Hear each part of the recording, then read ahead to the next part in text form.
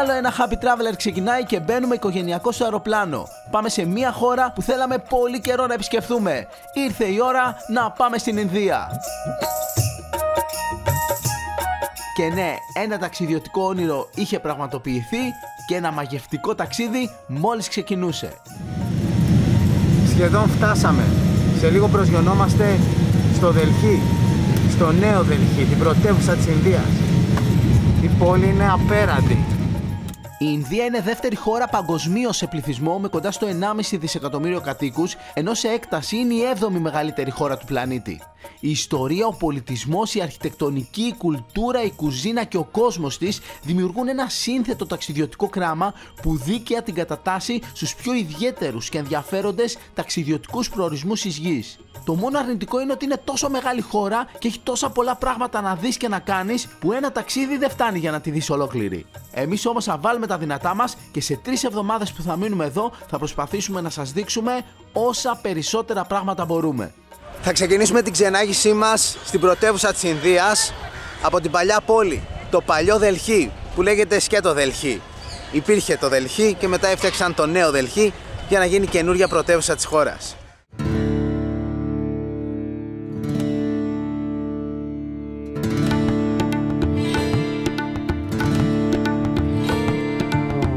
Hello Danish. Hello, this is the Red Fort of Delhi. Shah Jahan was the name of the king who built this palace. This is the outer wall of the Red Fort, which is very huge, around 2 kilometers.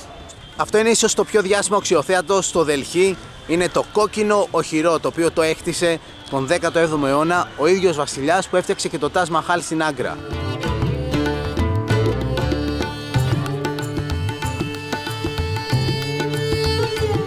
Εδώ ακριβώς μπροστά στο κόκκινο οχυρό είναι το σημείο που γιορτάζεται η ημέρα ανεξαρτησίας της Ινδίας, η οποία ήταν το 15 Αύγουστο του 1947, όταν η χώρα έγινε ανεξάρτητη από τους Βρετανούς. Μέχρι τότε ήταν βρετανική αποικία. Εκείνη τη μέρα κάθε χρόνο μαζεύεται άπειρος κόσμος εδώ και εκεί πάνω, σε εκείνο το σημείο σαν μπαλκόνι, κάθεται ο Πρωθυπουργός και ανεβάζει τη σημαία. Το κόκκινο οχυρό έχει 2 κεντρικές πύλες. Από την άλλη μεριά είναι η πύλη του Δελχή που κοιτάει στο κέντρο της πόλης. Και αυτή εδώ είναι η πύλη της Λαχώρης που κοιτάει προς τα δυτικά, προς την πόλη της Λαχώρης που βρίσκεται στο σημερινό Πακιστάν.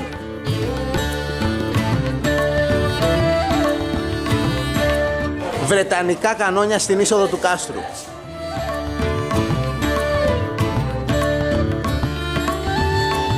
Αυτή η χαρακτηριστική κόκκινη πέτρα με την οποία έχει χτιστεί το φρούριο έχει έρθει από μια περιοχή 200 χιλιόμετρα νότιο-ανατολικά του Δελχή προς την πόλη Ρατζαστάν και λέγεται Red Sandstone, δηλαδή βράχος κόκκινης άμμου.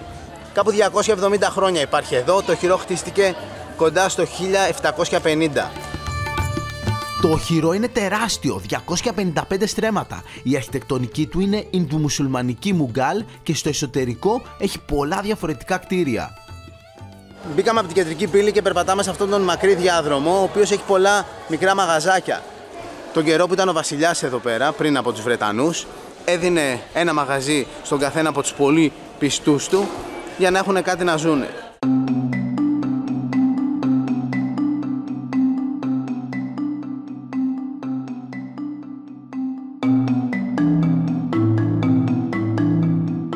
Αυτό είναι το Rang Mahal που σημαίνει το ανάκτορο των χρωμάτων.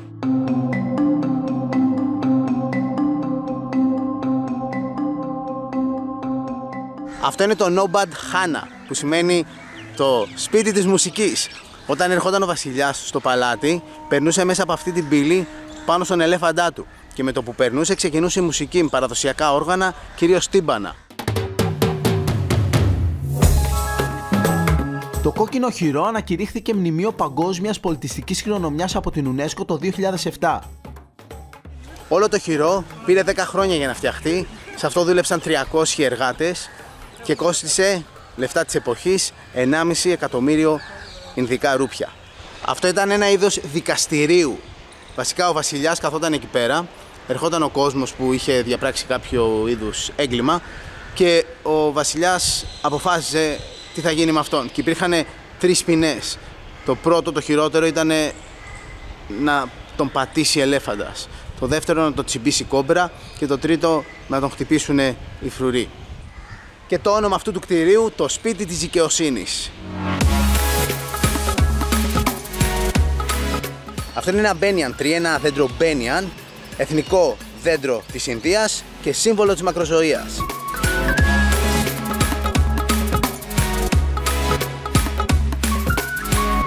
Ακριβώς δίπλα είναι το ίσως πιο σημαντικό κτίριο που υπήρχε στο Ανάκτορο. Εδώ πέρα λαμβάνονταν όλες οι σημαντικές αποφάσεις. Βασικά είναι το μέρος που ο βασιλιάς συναντούσε τους υπουργούς του και κανόνιζαν διάφορους νόμους και τα πάντα, τέλος πάντων. Εκεί πάνω στο τραπέζι βρισκόταν ένας θρόνος χρυσός, ο θρόνος του παγωνιού, και στο κέντρο υπήρχε ένα τεράστιο διαμάντι. Αυτό λοιπόν το Καχινούρ, το μεγάλο διαμάντι, κλάπηκε σε μια επίθεση που έγινε εδώ πέρα το 1739 από κάποιους Ιρανούς, βασικά από έναν Ιρανό στρατηγό, τέλος πάντων, και το πήρε από εδώ. Αλλά αργότερα οι Βρετανοί κατάφεραν και το πήραν πίσω και αντί να το φέρουν εδώ, το πήγαν στο Λονδίνο. Το κόψαν στη μέση. Το μισό από αυτό το τεράστιο διαμάντι βρίσκεται στον πύργο του Λονδίνου και το άλλο μισό βρίσκεται στο στέμμα της βασίλισσας. Το κόκκινο οχυρό αρχικά λεγόταν Κουίλα ή Μουμπάρακ, που σημαίνει ευλογημένο οχυρό. Εδώ είναι το σημείο μπροστά στο κόκκινο οχυρό που γιορτάζεται η ημέρα ανεξαρτησίας της Ινδίας.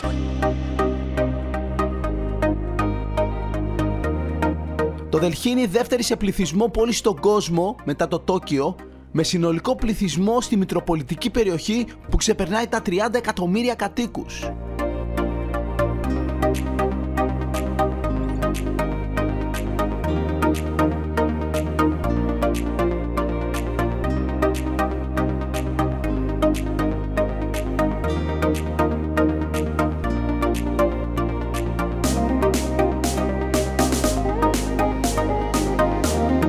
Σήμερα είναι ήρεμα τα πράγματα εδώ στην αγορά και τα περισσότερα μαγαζιά είναι κλειστά επειδή είναι Κυριακή.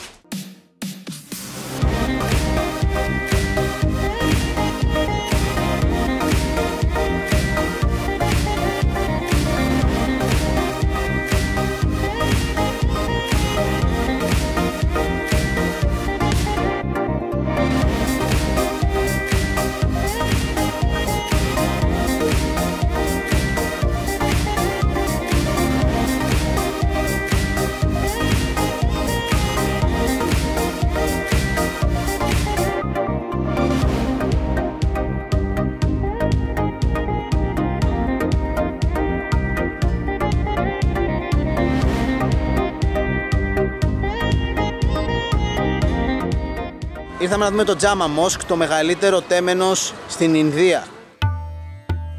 Αυτό το κεντρικό τζαμί στην πόλη του Δελχή αποτελεί επίσης ένα από τα πιο σημαντικά τουριστικά αξιοθέατα της πόλης, μιας και εκτός από ιστορικό κτίριο είναι και πολύ όμορφο.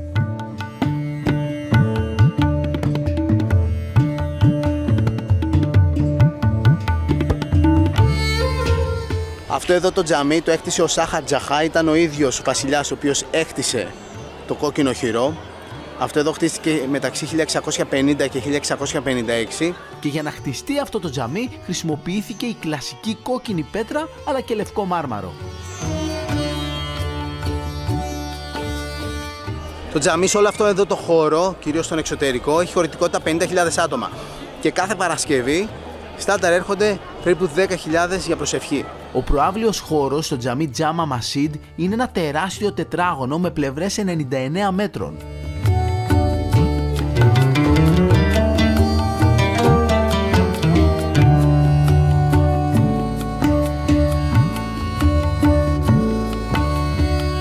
Ήρθαμε στην αγορά, κοιτάξτε ζωντάνια.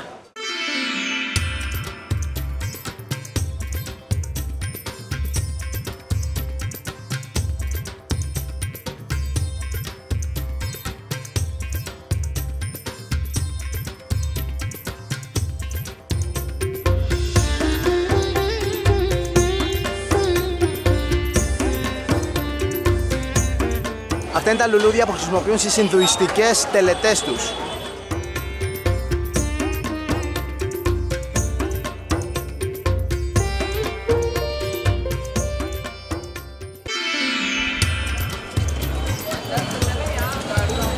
Εδώ σε αυτό το σημείο του Δελχή ήταν και είναι το κέντρο των μπαχαρικών της Ινδίας και όλης της Ασίας. Θα έλεγα ή μήπως καλύτερα να πούμε ολόκληρου του κόσμου.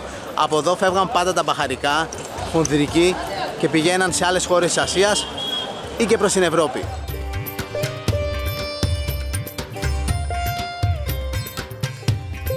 Περιττό να πούμε πόσο τα μπαχαρικά είναι κομμάτι της κουλτούρας και της κουζίνας εδώ στην Ινδία.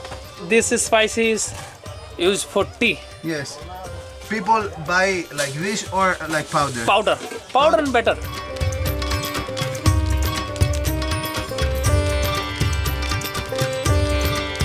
Τα έχασα λίγο. Άπειρες επιλογές, έχουν διαφορετικό μείγμα για διαφορετικές συνταγές και διαφορετικό είδος μαγειρικής.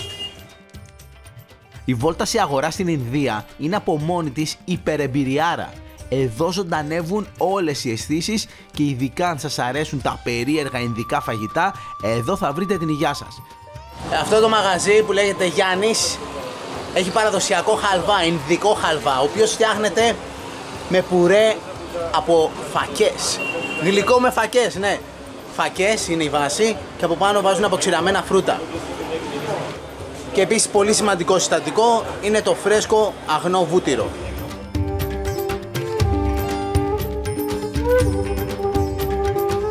Είναι πάρα πολύ ωραίο, πολύ βουτυρένιο, πλούσιο σε γεύση. Έχει καβουρδιστεί η ζάχαρη και πραγματικά δεν καταλαβαίνω ότι είναι φακές.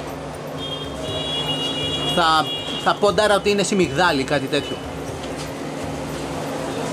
Very good. No.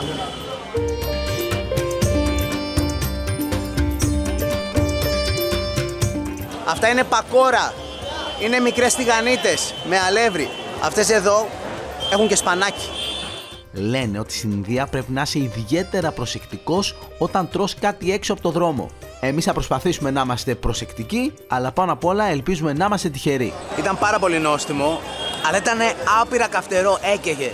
Και μου είπε ότι δεν έχει μπαχαρικά. Λέει αυτό είναι απλό. Σερβιρισμένο σε εφημερίδα και για να φάμε και το σκέτο.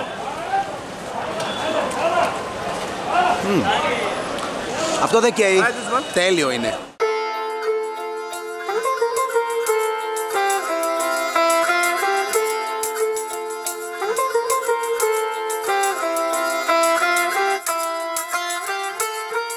Αυτό είναι ψωμί ναν, το παραδοσιακό ψωμί της Ινδίας. Το κάνει πλατή και το κολλάει στα τείχη του φούρνου, που είναι εκεί μέσα.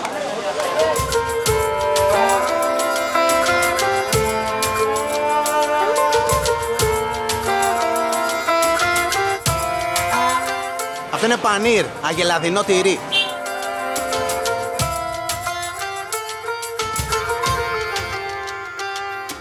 Αυτό είναι λάσι, το ινδικό γιαούρτι, φτιάχνεται από αγελαδινό γάλα. Χτυπάει το γάλα για να φτιάξει το λάσι. Ουσιαστικά ινδικό γιαούρτι. Το πίνει σε ποτήρι. Ο Ντάνης πίνει ζεστό γάλα, εγώ πίνω το κρύο, το λάσι. Για να δούμε.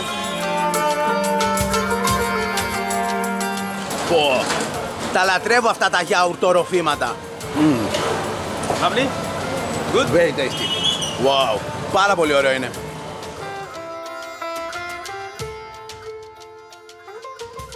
Αυτή εδώ η αγορά άρχισε να αναπτύσσεται τον 17ο αιώνα, όταν χτίστηκε το κόκκινο χειρό. Αλλά την πολύ μεγάλη ανάπτυξη τη γνώρισε κατά την εποχή της Βρετανικής κυριαρχίας. Εν τω μεταξύ, το χέρι τους εδώ το έχουν στην κόρνα, όλη την ώρα. Και πάμε να κάνουμε μια βόλτα στο κέντρο της υπερμεγαλούπολης που λέγεται Δελχή.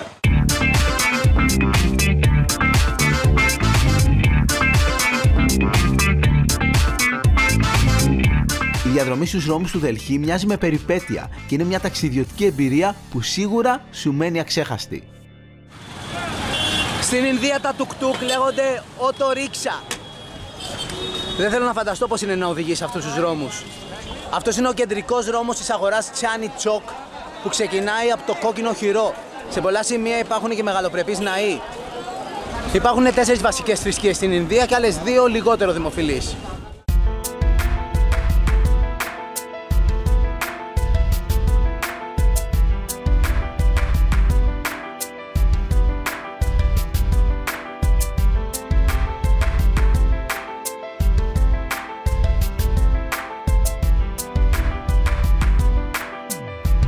Ήρθαμε στο κεντρικό πάρκο του Δελχή που είναι μνημείο και εδώ βρίσκονται οι τάφοι μεγάλων προσωπικότητων της χώρας.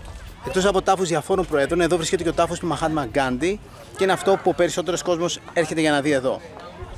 That time in India, the three problems were there. Number one, poverty. Number two, untouchability. The low caste people treated very badly. Okay. Right? And number three, he was looking from the freedom from the English. Right? Yes. So he started to work out all these three problems one by one, become independent. Ο Μαχάτμα Γκάντι ήταν στοχαστής, συγγραφέας, νομικός, πολιτικός και εμπνευστής της ανεξαρτησίας αυτής εδώ της χώρας. Εκεί κάτω είναι ακριβώς το μέρος που έγινε η αποτέφρωση του σώματος του Γκάντι. Ο Γκάντι γεννήθηκε στην Ινδία και μετά πήγε και έζησε 20 χρόνια στη Νότια Αφρική, όπου πολέμησε το Απαρχάιντ, επέστρεψε στην Ινδία και οργάνωσε το κίνημα για την απελευθέρωση της χώρας. Αυτό είναι το ακριβές σημείο που έγινε η αποτέφρωση του σώματος του Μαχάτμα Γκάντι. Ο Γκάντι γεννήθηκε το 1869 στην πόλη Πορμοντάρ στη Δυτική Ινδία και πέθανε το 1948, λίγο αφότου η Ινδία έγινε ανεξάρτητη χώρα. Βασικά δολοφονήθηκε από έναν φανατικό Ινδουιστή.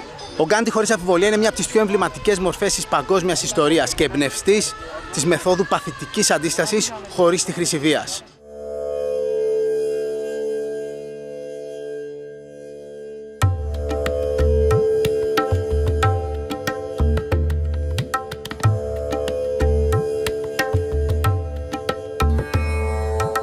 Μια επίσκεψη εδώ είναι ο ελάχιστος φόρος τιμής σε αυτή την τεράστια προσωπικότητα που άλλαξε τη ροή της ιστορίας όχι μόνο για την Ινδία, αλλά για ολόκληρο τον πλανήτη.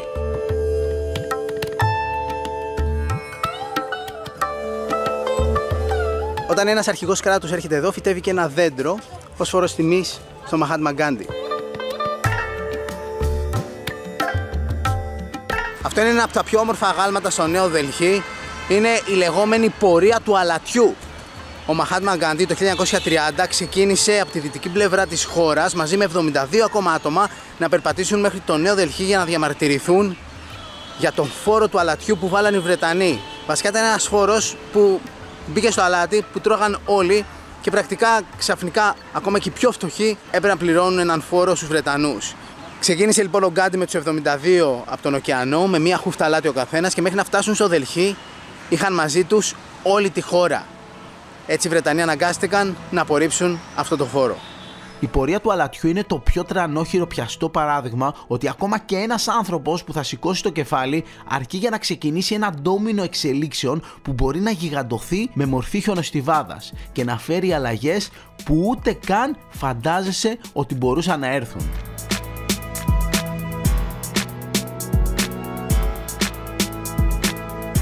Ώρα για φαγητό, αλλά πριν πάμε, απολύμανση χεριών.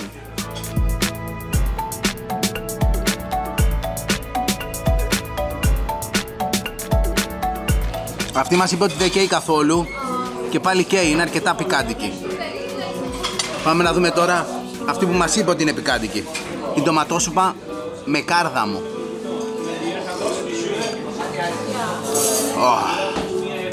Βόμβα.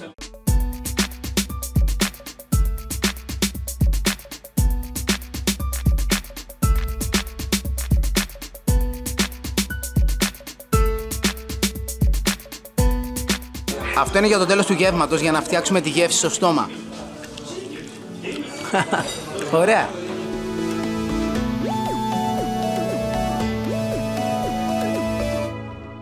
Καλημέρα. Εχθές εξερευνήσαμε το παλιό Δελχή, σήμερα θα εξερευνήσουμε το νέο Δελχή.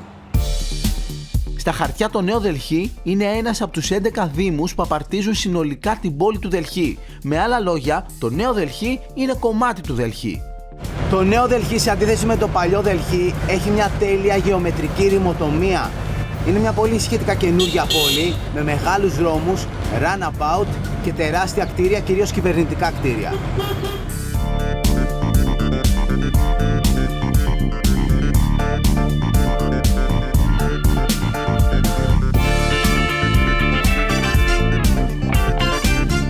Εδώ είναι το κοντινότερο σημείο που μπορούμε να φτάσουμε στο Προεδρικό Μέγαρο. Η Ινδία έχει προεδρευόμενη ομοσπονδιακή δημοκρατία. Υπάρχει ο πρόεδρος που είναι αρχηγός του κράτους, αλλά αυτός δεν εκλέγεται από το λαό, εκλέγεται από την Βουλή, η οποία έχει περίπου 540 μέλη. Το Προεδρικό Μέγαρο είναι στο κέντρο εκεί πέρα και δεξιά-αριστερά είναι τα δύο πιο σημαντικά υπουργεία. Από τη μία μεριά το Υπουργείο Αμήνης και από την άλλη το Υπουργείο Οικονομικών. Από το Προεδρικό Μέγαρο ξεκινάει ένας υπερκεντρικός δρόμος που φτάνει στην πύλη της Ινδίας, στη μεγάλη αψίδα του Νέου Δελχή. Η κατάσταση μοιάζει λίγο με το Σαν Ζελιζέ στη Γαλλία, από το Λούβρο, το παλιό παλάτι που πηγαίνει ακριβώς στην αψίδα του Θριάμβου. Το 1911 η πρωτεύουσα της Ινδίας μεταφέρθηκε από την Καλκούτα στο Νέο Δελχή. Αλλά η πόλη, όπως τη βλέπουμε σήμερα, χρειάστηκε 20 χρόνια για να φτιαχτεί. Το 1931 ολοκληρώθηκαν οι εργασίες και η πρωτεύουσα άνοιξε επίσημα όπως την ξέρουμε σήμερα. Αυτή είναι η India Gate, η αψίδα του Νέου Δελχή. Είναι μνημείο αφιερωμένο στα θύματα του Πρώτου Παγκοσμίου Πολέμου για την Ινδία. Στο Δεύτερο Παγκόσμιο Πόλεμο η Ινδία δεν πήρε καθόλου μέρος, ήταν ουδέτερη, γιατί εκείνη την περίοδο πολεμούσε για την ανεξαρτησία της από τους Βρετανούς. Η αψίδα ξεκίνησε να φτιάχνεται το 1931 και ολοκληρώθηκε στην καρδιά του Δευτέρου Παγκοσμίου Πολέμου, το 1941. Και αυτή είναι η μεγάλη ευθεία που μοιάζει με τη Σαν Ζελιζέ. Από εκεί η πύλη της Ινδίας και από την άλλη το Προεδρικό Μέγαρο.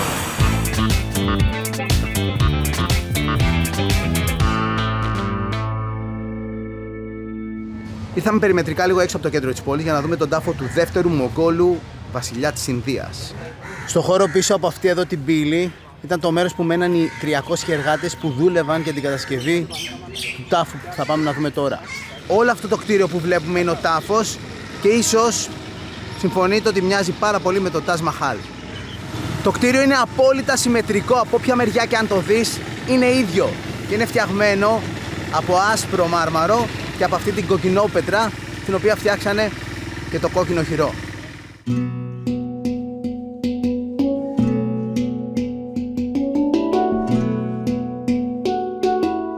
Αυτοί εδώ είναι οι δύο τάφοι των γυναικών του βασιλιά. Ο βασιλιάς είχε παντρευτεί δύο φορές. Μια φορά εδώ πέρα και μια φορά όταν πήγε εξορία στο Αφγανιστάν. Αλλά μετά όταν πέθαναν οι γυναίκες του οι δύο, τις θάψαν μαζί εδώ πέρα.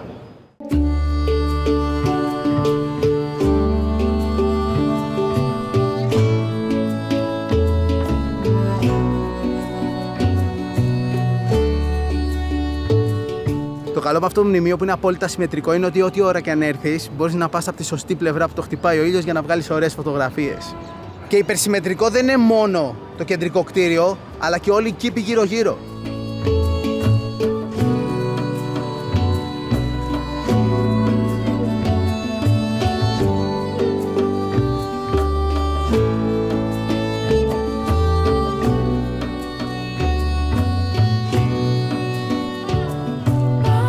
Πριν συνεχίσουμε, να φάμε κάτι.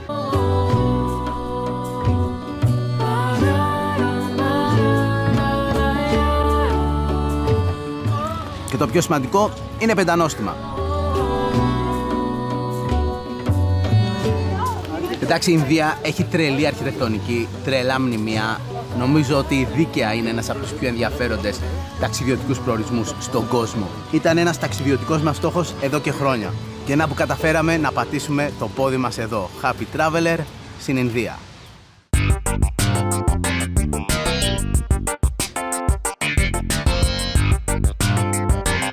Έξω από τον αρχαιολογικό χώρο έχει αυτές τις κλασικές καντίνες με διάφορα street food, ροφήματα κτλ.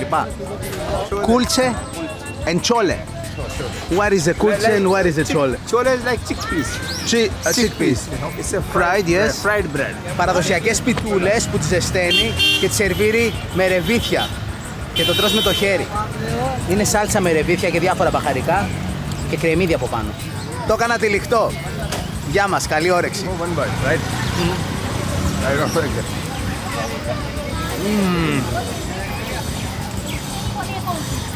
Είναι πάρα πολύ νόστιμο και πάρα πολύ καυτερό. Και είναι πικάντικο άπειρα. Αλλά μ' αρέσει εννοείται.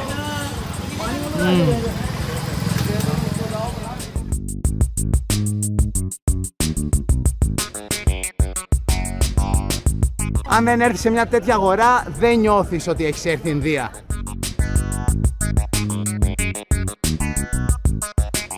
Θα φάμε αυθεντική ινδική σαμόσα. Το φτιάχνουν ή με πατάτα ή με αρακά. Ωραίο είναι, αρκετά καυτερό, αλλά έχει και σάλτσα, μπορείς να το κάνεις ακόμα πιο καυτερό.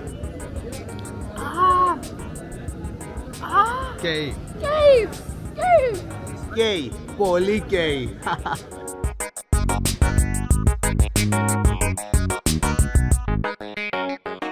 Περιπέτεια, ένα απλό πέρασμα του δρόμου.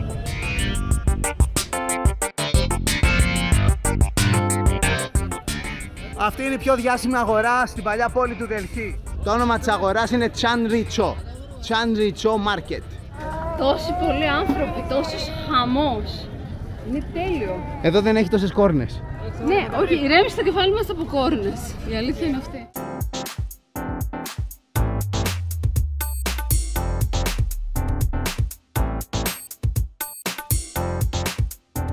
How it called?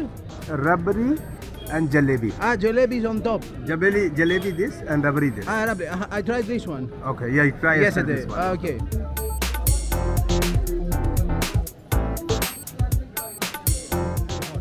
Ινδικός λουκουμάς. Είναι τέλειο. Για τις μετακινήσεις μας στο πρώτο κομμάτι του ταξιδιού μας στην Ινδία, το λεγόμενο χρυσό τρίγωνο, νοικιάσαμε βανάκι με οδηγό. Αυτά τα βανάκια είναι ινδικής κατασκευής, μάρκας Tempo και μοντέλο Traveler. Happy Traveler σε ένα Tempo Traveler. Έτσι πως ήμασταν οικογενειακός, πήγαμε μια βόλτα σε έναν Ινδουιστικό ναό και αφού περπατήσαμε αρκετά και μας άνοιξε η όρεξη, πήγαμε για φαγητό. Κάτσαμε για φαγητό σε ένα πολύ ωραίο εστιατόριο. Και εδώ στην Ινδία, όταν κάθεσαι για φαγητό, πάντα φέρνουν στην αρχή 3 μπολάκια με 3 διαφορετικά πράγματα που σχεδόν πάντα είναι τα ίδια. Είναι μια πρασινοπή σάλτσα με μέντα, ένα μπολάκι με μικρά κρεμμυδάκια πίκλες, τα οποία είναι και κοκκινοπά, και ένα άλλο μπολάκι με λαχανικά πίκλες, τα οποία έχουν και πολύ τσίλι.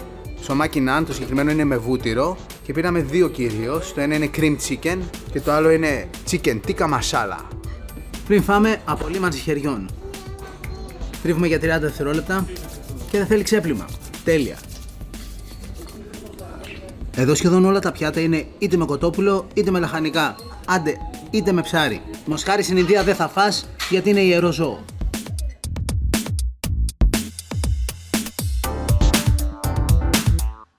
Αυτό είναι πολύ καυτερό. Όπως μου αρέσει.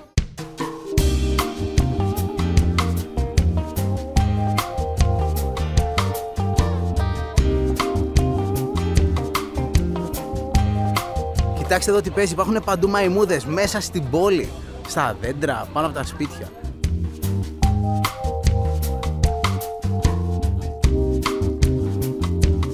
Για να δοκιμάσουμε και ένα τοπικό αναψυκτικό, βασικά είναι λάσι για ορτοποτό, αλλά του εμπορίου, στο κουτί.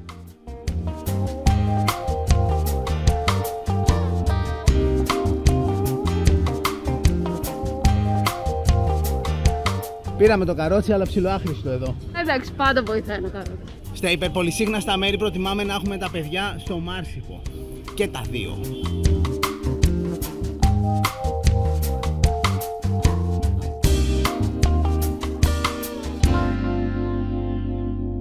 Πήραμε να δοκιμάσουμε μια από τις πιο κλασικές σάλτσες στην Ινδία, η οποία έχει και αστείο όνομα. Λέγεται Peri Peri και είναι αρκετά πικάντικη. Τα βασικά συστατικά είναι σκόρδο και τσίλι. Και για να τη δοκιμάσουμε έχουμε το τέλειο συνοδευτικό. Σκέτα φουρνιστά πιτατάκια. Αυτά είναι σκέτα αλατισμένα ζυμαράκια ψημένα στο φούρνο με ελαιόλαδο.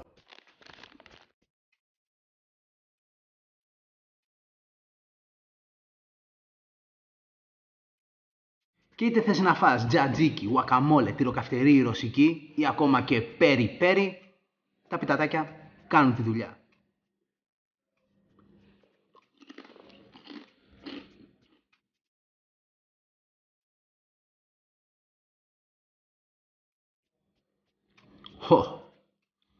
Καλή είναι, νόστιμη, έχει πολύ πλούσια και έντονη γεύση και είναι ιδιαίτερα καυτερή. Μ' αρέσει. Πάμε τώρα σε ένα διάλειμμα και επιστρέφουμε σε λίγο με τη συνέχεια του Happy Traveler. Στο μεταξύ τρώμε ένα από τα αγαπημένα μας σνακ, γλυκό ή αλμυρό, πίνουμε καφεδάκι αυθεντικό ιταλικό και πάντα θυμόμαστε να πλένουμε τα χέρια μας και να φροντίζουμε την υγιεινή των χεριών. Επίσης, βρείτε μας στο Instagram, ακολουθήστε και εμένα και την Ηλέκτρα αλλά και το λογαριασμό της εκπομπής μας Happy Traveler GR και βρείτε μας και στο Facebook, όπου κάθε εβδομάδα ανακοινώνουμε τους νέους προορισμούς αλλά και όλους μας τους διαγωνισμούς. Τα λέμε σε λίγο!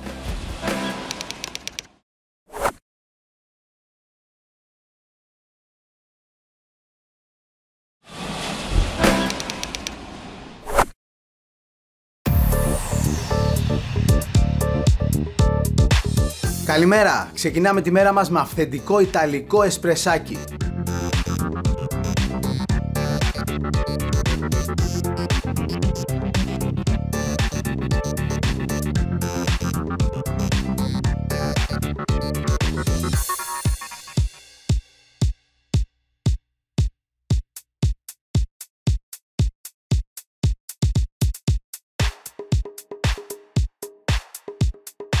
Αυθεντικό ιταλικό εσπρεσάκι. Γεια μας. Πίνουμε το καφέ μας και συνεχίζουμε την εξερεύνηση.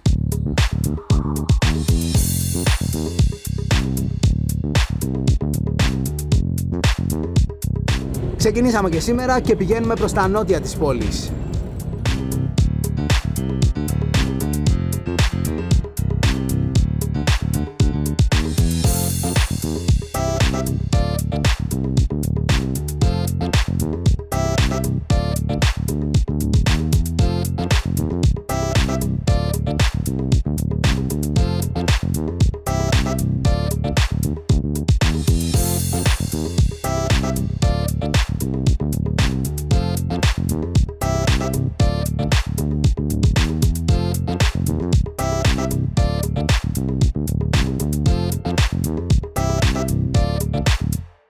Αυτός ο τάφος είναι χαρακτηριστικό δείγμα Ινδο-Ισλαμικής αρχιτεκτονικής που γενικά επικρατεί σε αυτή την περιοχή της Ινδίας. Παρόμοια αρχιτεκτονική είναι και το γνωστό Taj Mahal που βρίσκεται στην Άγκρα.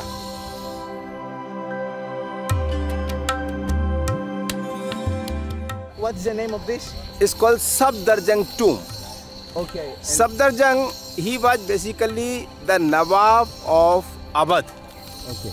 Awadh is a province in northeast part of India, and Nawab is like a governor. So it's a mausoleum of Safdarjung, and it was built in the year of 1754, amounting 300,000 rupees.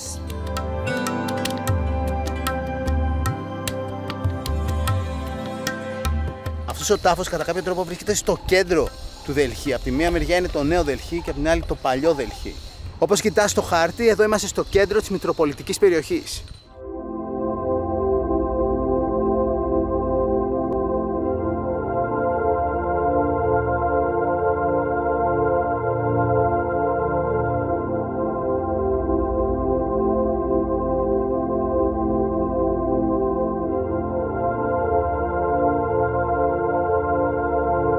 Μπήκαμε να δούμε και μέσα τον τάφο. Ό,τι βλέπουμε εδώ είναι αντίγραφα. Τα πρωτότυπα βρίσκονται από κάτω σε μια κλειστή αίθουσα που δεν είναι προσβάσιμη για το κοινό. Και να ο τάφος του βασιλιά του βορειοανατολικού τμήματος της τότε Ινδίας. Για να καταλάβετε πόσο πιστό είναι το αντίγραφο, ακόμα και σπασίματα ή ατέλειες που έχει ο αυθεντικός που έχει βρεθεί, έχουν αποτυπωθεί στη ρέπλικα.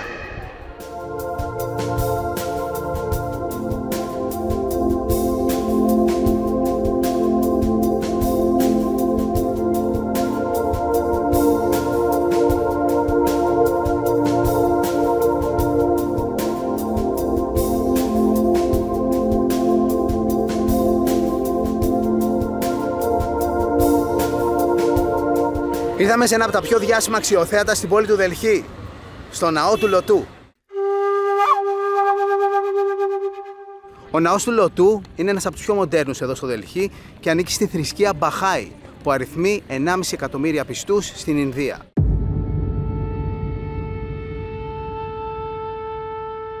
Ο ναός είναι φτιαγμένος από λευκό μάρμαρο και έχει σχήμα άνθος Λωτού, που εδώ στην Ινδία είναι το σύμβολο της αγάπης και της αγνότητας.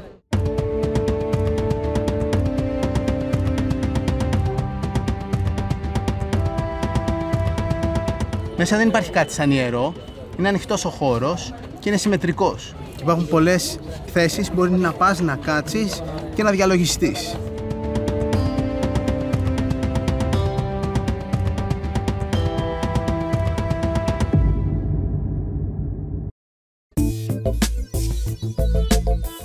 Έξω από το ναό είχε και πολλές καντίνες. Τι λέτε, να δοκιμάσουμε τίποτα? Αυτό λέγεται πανί πουρί, είναι παραδοσιακά κάτι που τρώνε οι γυναίκες, αλλά φυσικά είναι κάτι που απολαμβάνουν και οι άντρες. Είμαι σίγουρος ότι θα καώ, αλλά πρέπει να δοκιμάσω. Καίει, αλλά αντέχεται. Αντέχεται από κάποιον που τρώει καυτερά.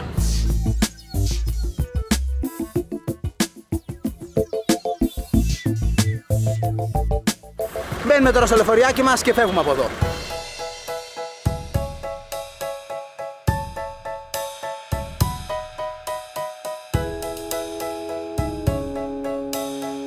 Ήρθαμε σε ένα από τα πιο σύγχρονα εμπορικά κέντρα στο Νέο Δελχή. Και αφού αγοράσαμε κάποια πράγματα που χρειαζόμασταν, μιας και το ταξίδι αυτό θα είναι μεγάλο, μπήκαμε και πάλι στο βαν και αναχωρήσαμε για τον επόμενο σταθμό της σημερινής μας βόλτας.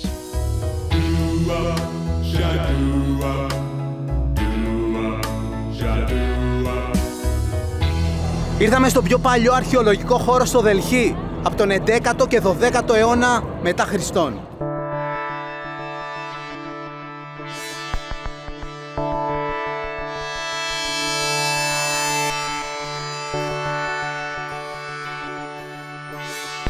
Εδώ το μέρος λέγεται Κουτούμπ Μινάρ.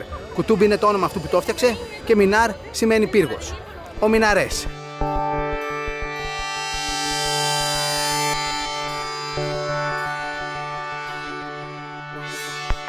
Ο πύργος που έχει συνολικό ύψος 73 μέτρα φτιάχτηκε σε 3 δόσεις. Ένας σουλτάνος έφτιαξε τον πρώτο όροφο, μετά ένας άλλος τους άλλους 2 και μετά ένας τρίτος την κορυφή που είναι φτιαγμένη από άσπρο μάρμαρο.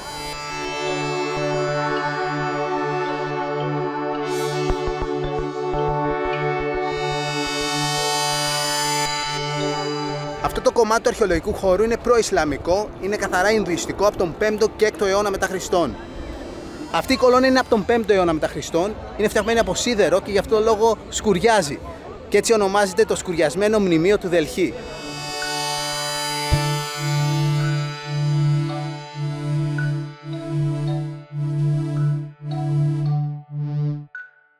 Περίπου 100 χρόνια αφού το ολοκληρώθηκε ο πύργος, το 1230, ήρθε ένας Οθωμανός βασιλιάς εδώ πέρα, ο οποίος κατέκτησε τη σημερινή Ινδία και ήθελε να φτιάξει έναν μεγαλύτερο πύργο. Αλλά τελικά έφτιαξε μόνο αυτό. Πέθανε και το έργο ποτέ δεν ολοκληρώθηκε.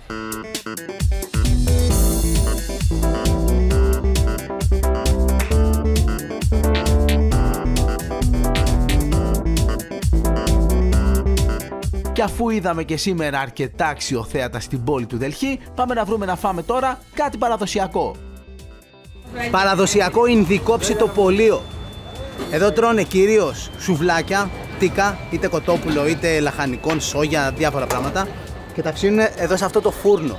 Έχει μέσα κάρβουνα, βάζουν τα τεράστια σουβλάκια και ψήνονται.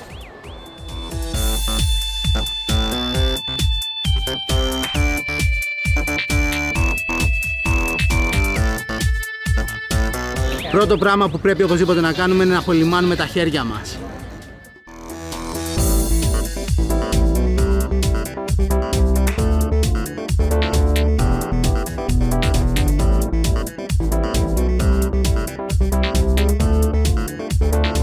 Τα noodles έχουν συνήθως 2 εκδοχές, είτε με λαχανικά είτε με κοτόπουλο.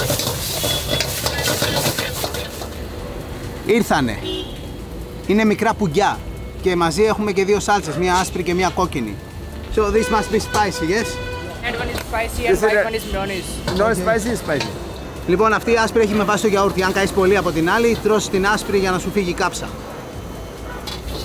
Είναι πολύ ζεστά. Και πολύ νόστιμα. Και η κόκκινη σάλτσα είναι υπερ καυτερή. Θα φάω από αυτή εδώ πέρα την πιο δροσερή.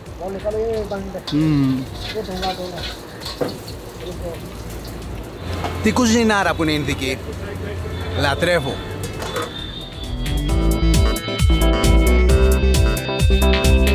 Και τι απίστευτη χώρα είναι γενικά αυτή η Ινδία.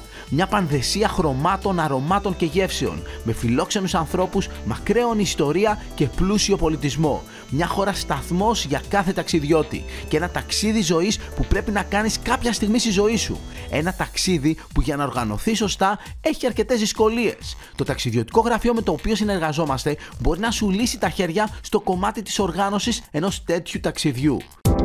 Στο επόμενο επεισόδιο θα συνεχίσουμε με το χρυσό τρίγωνο της Ινδίας και θα πάμε σε μια από τις πιο ενδιαφέρουσες πόλεις της χώρας, στην ιστορική Τζαϊπούρ με τα απίστευτα παλάτια, κάστρα και ναούς που θα μας γοητεύσουν ακόμα περισσότερο. Και μετά την Τζαϊπούρ το πρόγραμμα έχει σαφάρι και εννοείται επίσκεψη στην Άγκρα για να δούμε το εμβληματικό Taj Mahal.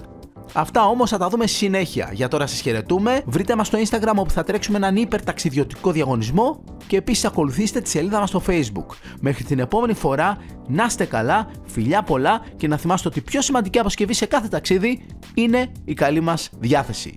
Γεια!